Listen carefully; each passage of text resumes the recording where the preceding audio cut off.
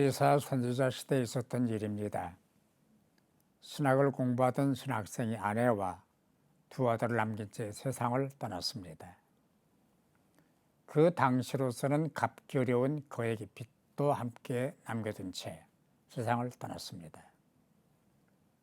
남편의 장례를 치르고 얼마 지난 어느 날 빚쟁이가 찾아왔습니다.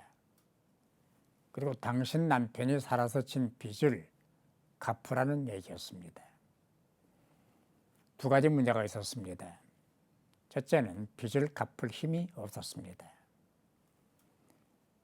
그러나 빚은 갚아야 하는 것이 원칙입니다. 국가든 기업이든 개인이든 빚이 많으면 헤어나기가 어렵습니다. 둘째는 빚을 갚지 못할 경우 두 아들을 종으로 내줘야 한다는 것이었습니다. 그것을 채권자가 요구하고 있기 때문입니다. 그 당시 법은 빚을 갚지 못하면 빚을 대신할 수 있는 무엇이든 내줘야 하도록 되어 있었습니다.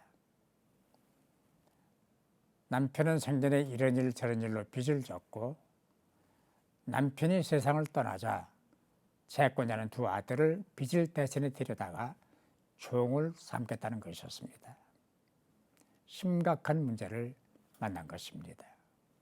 남편은 죽고 빚만 남고 두 아들을 빼앗기게 된 절박한 상황 앞에서 그녀가 취할 수 있는 몇 가지 부정적 태도가 있습니다.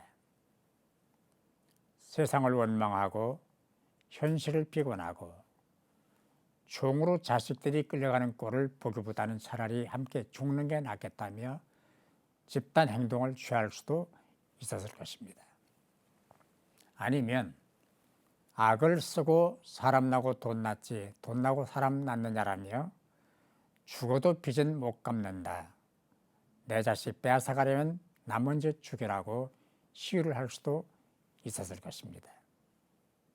아니면 어느 날 깊은 밤 바람과 함께 어디론가 자초를 감춰버릴 수도 있었을 것입니다. 그러나 그녀는 엘리사를 찾아갔습니다. 엘리사는 그 당시 신학교 교장이었고 기적과 능력을 행하는 위대한 하나님의 종이었습니다. 그녀가 엘리사를 찾아간 것은 사람의 방법을 찾지 않고 하나님의 방법을 찾았다는 것을 의미합니다. 다시 말하면 하나님은 이럴 때 어떻게 하실 것인가? 하나님이 가지고 계신 방법은 어떤 것인가를 물었다고 보아야 합니다.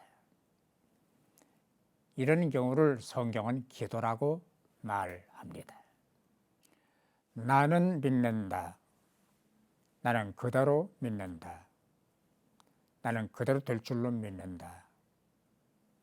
이렇게 믿고 그대로 하는 사람은 자기 믿음대로 될 것입니다. 순박하고 순진하고 어린아이 같은 믿음과 순종이 문제를 풉니다. 과학적 근거가 어디 있느냐? 그렇게 된 통계가 있느냐라며 따지고 계산하고 접근하는 사람들에게는 결코 해답이 오지 않습니다. 디펙 조프라 박사와 데이비드 시몬이 함께 쓴 더 젊게 오래 사는 법이라는 책이 있습니다. 그 책 가운데서 인간은 단지 습관에 의해 고정되어 있는 물질적인 육체에 불과한 것이 아니라 무한한 가능성을 가진 존재다.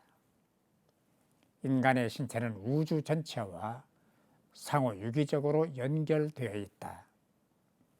당신이 건강하고 온전한 상태를 유지하고 있을 때 마음이 탁 트임을 느끼는 반면에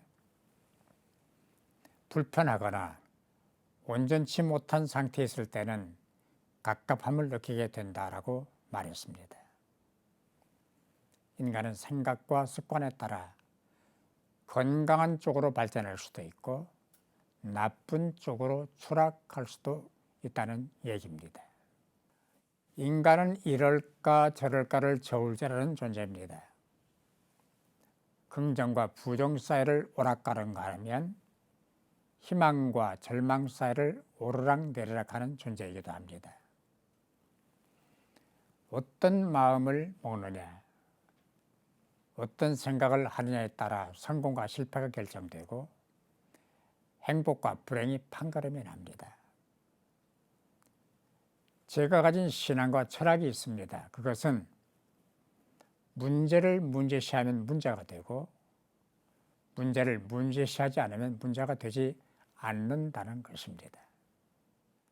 내 소유를 내 것이라고 생각하면 뜬 눈으로 밤을 지새도 불안합니다.